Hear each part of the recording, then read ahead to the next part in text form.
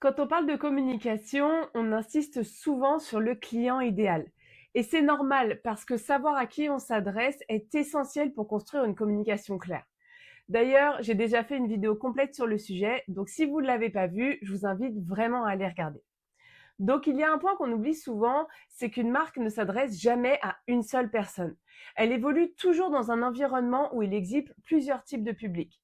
Vous avez évidemment des personnes directement concernées par votre offre, mais vous avez aussi des personnes qui gravitent autour, comme des partenaires, des collaborateurs, des prescripteurs, des personnes de votre réseau, etc. Et toutes ces personnes peuvent être exposées à votre communication. Ce qui veut dire qu'à chaque fois que vous prenez la parole, il n'y a pas qu'un seul type de personne qui va vous écouter. Vous vous adressez à plusieurs publics en même temps, mais tous n'ont pas la même importance dans votre business. C'est pour ça qu'on parle de différents niveaux d'audience. Et c'est en comprenant tout cet écosystème qui gravite autour de votre marque que vous pouvez voir la communication d'une manière beaucoup plus stratégique. Je vais vous donner un exemple pour que ce soit très concret. Imaginez que vous êtes chasseur de biens. Votre métier, c'est d'accompagner des personnes qui cherchent un bien immobilier. Donc, naturellement, vous voulez parler à vos clients, à ceux qui cherchent une maison, un appartement, un parking, un local commercial, peu importe. Mais en réalité, c'est pas si simple. Parce que pour faire votre métier, vous avez aussi besoin de biens à proposer. Donc, vous êtes aussi en lien d'une certaine manière avec des vendeurs pour pouvoir avoir des biens à présenter sur le marché. Et on est d'accord que ce ne sont pas vos clients idéaux au sens où on l'entend, mais ils font quand même partie de votre activité. Et ils peuvent et doivent être exposés à votre communication. Et ensuite, quand vous publiez un contenu, ça va encore plus loin. Parce que ce contenu peut être aussi vu par un agent immobilier, un courtier, un ancien client, ou même quelqu'un de votre réseau qui tombe dessus sans chercher.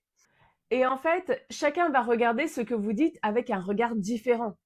L'acheteur va regarder si ça peut l'aider, le vendeur va voir si vous êtes sérieux, le partenaire, lui, va se faire une idée de votre manière de travailler et quelqu'un qui ne vous connaît pas va simplement se faire une première opinion. Donc en réalité, votre communication ne touche jamais une seule personne. Elle va atteindre plusieurs types de personnes en même temps. Et c'est exactement pour ça qu'on parle de plusieurs niveaux d'audience et on en compte notamment trois. Le premier niveau d'audience est ce qu'on appelle l'audience primaire. Ce sont vos clients potentiels, les personnes directement concernées par votre produit ou votre offre. Dans notre exemple, sans rentrer dans le détail, ce sont les personnes qui cherchent activement un bien immobilier. Ce sont elles qui vivent le problème que vous résolvez. Ce sont ces personnes qui comprennent immédiatement votre message, qui se reconnaissent dans ce que vous expliquez et qui sont les plus susceptibles de devenir vos clients. C'est donc pour elles que votre communication doit être la plus claire et la plus précise. Mais même si cette audience est centrale, elle n'est pas la seule. Le deuxième niveau, c'est l'audience secondaire. Ce sont toutes les personnes qui ne sont pas forcément vos clients directs, mais qui gravitent autour de votre activité. Ça peut être des collaborateurs, des prestataires, des personnes de votre réseau ou encore des prescripteurs. Dans notre exemple de chasseur de biens, ça va être par exemple des courtiers, des agents immobiliers ou des partenaires avec qui ils travaillent régulièrement.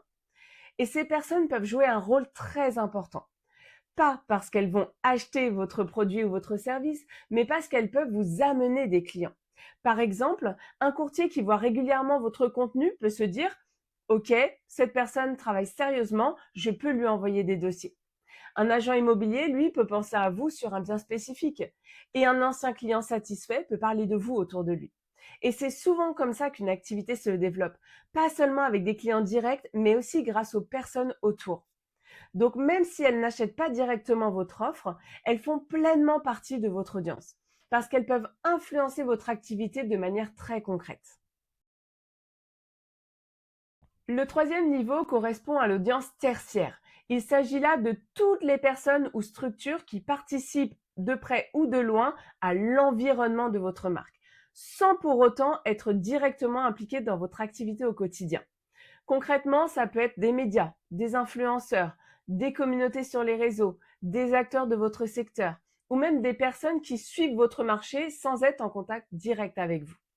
Si on reprend l'exemple du chasseur de biens, l'audience tertiaire, ce n'est pas seulement quelqu'un qui tombe par hasard sur un post. Ça peut être par exemple un média local qui repère votre contenu, une communauté immobilière qui voit passer vos prises de parole, un créateur de contenu dans l'univers de l'immobilier ou encore des professionnels du secteur qui observent ce qui se dit et ce qui se fait.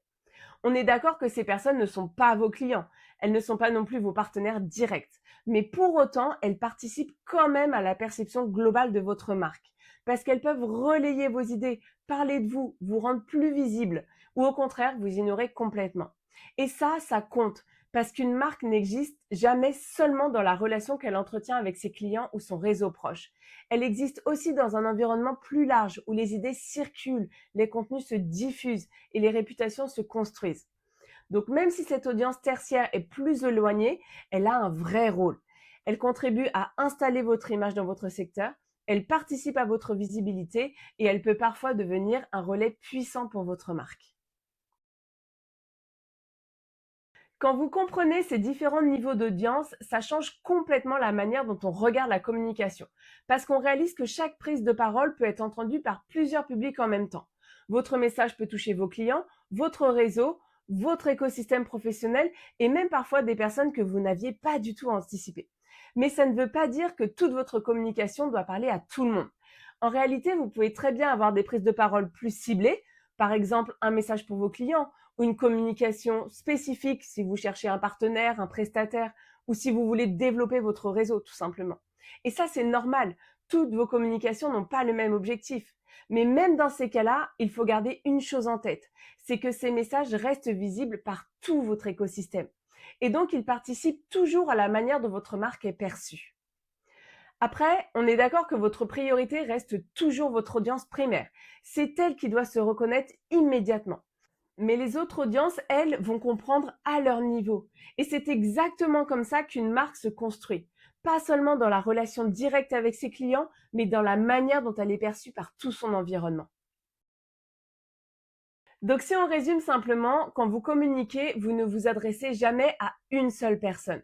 Vous parlez toujours à plusieurs niveaux en même temps, que ce soit vos clients, les personnes autour de votre activité et l'environnement plus large. Mais ce qu'il faut vraiment retenir, c'est ça. C'est que toutes vos communications ne s'adressent pas à tout le monde, mais elles sont toujours vues par tout le monde. Votre priorité reste votre audience primaire. C'est elle qui doit se reconnaître. Mais les autres audiences participent elles aussi à la manière dont votre marque est perçue. Et c'est exactement comme ça qu'une marque se construit. Pas uniquement dans la relation client, mais dans l'ensemble de son écosystème. Si vous voulez aller plus loin sur ces sujets, il faut comprendre que ces réflexions font toute partie d'un ensemble plus large, c'est l'identité de marque. C'est pour ça que j'ai créé une formation gratuite dans laquelle je explique comment structurer une identité de marque claire, définir son positionnement et construire une communication qui attire naturellement les bons clients.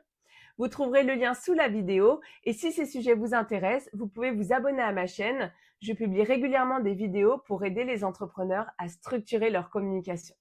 Alors je vous dis à très vite dans une prochaine vidéo.